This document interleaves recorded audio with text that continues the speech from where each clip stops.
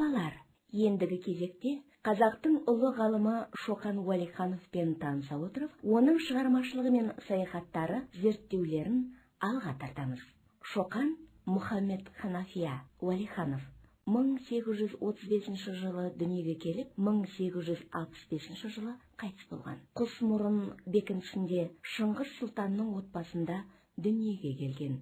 Шоқан жас кезінен зеректік танытып, әскери біліммен қоса этнографиямен айналысып, Орта Азия халықтарының салт дәстүрлерін зерттеді. Оның қазақ шежіресі, сот реформасы жайында хат, Іле өлкесінің географиялық очеркі, тағы басқа ғылыми еңбектері отаншылдық тұрғыда жазылған.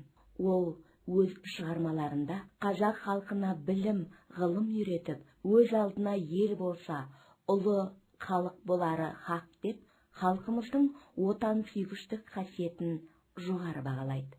Шоқан алдымен сауатын ашып, арабша хат таниды. Ол қарындашпен, кейін бояумен сурет салуға үйренді.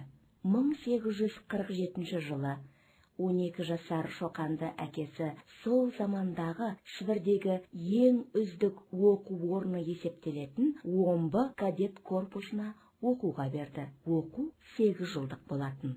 Онда жан-жақты терең білім беретін әскери пәндермен қатар география, тарих, орыс және батыс әдебиеті, философия негіздері, зоология, математика, құрылыс өнері және архитектура пәндерде оқытылатын. Орысша білмесе де, Шоқан қиыншылықтан қорықпай, өзінің алғырлығы мен зеректігінің, еңбекқорлығының арқасында орыс тілін терең меңгеріп, білім алады. Шоқан жазушы орыс әдебиетінің классигі Федор Николаевич Достоевскиймен жақсы араласып, дос болып кетті. Федор Николаевич Достоевскийдің тағдырына араласып, оны айдаудан ерте босануына ықпал жасаған. Ол тарих және географиялық еңбектермен танысып, белгілі саяхатшылардың күнделіктерін оқыды. Шығыс халықтарының тарихын, әдебиетін және тілін үйренуге талпынды.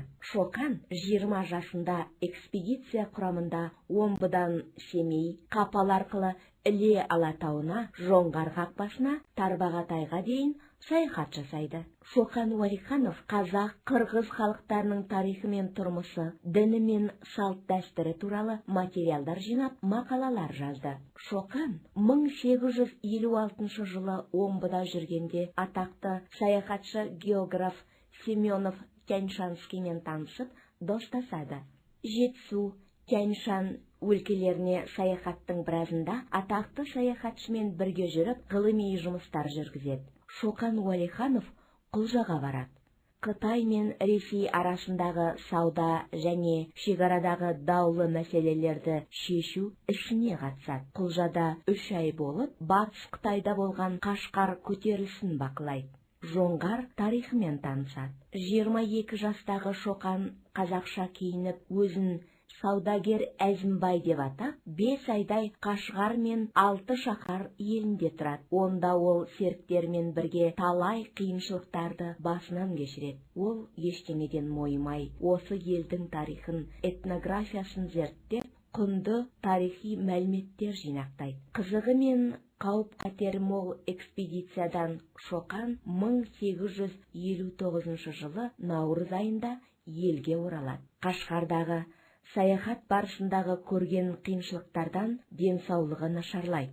Ол бірнеше ай бойы сырқаттанып жүрсе де, өзіне тапсырылған жұмысты ойдағыдай орындап шығады. Қашғарға саяхаттың нәтижесі ретінде жазылған 6 шаһардың, яғни Қытайдың Нанлу провинциясындағы Кіші Бұхараның, шығыстағы 6 қаласының жағдайы туралы атты еңбегі Германияда неміс тілінде, кейінірек ағылшын тілінде Англияда жарияланады. Шығыс Түркістан мемлекетін ол кезде 6 шаһар деп атайтын.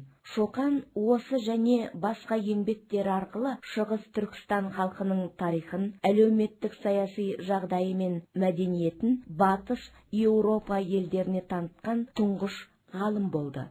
Шоқан Уәлихановтың ғылыми еңбектерін Ресей империясының басшылары мен ғалымдары жоғары бағалады.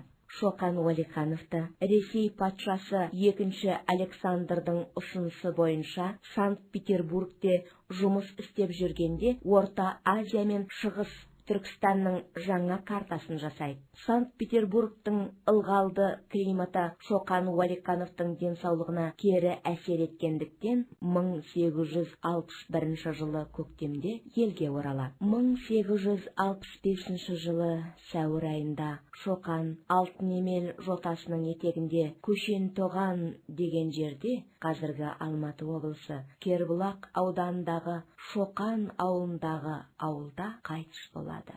1958 жылы Шоқан Уәлихановтың Алтынемелдегі қабіріне ескерткіш орнатылды.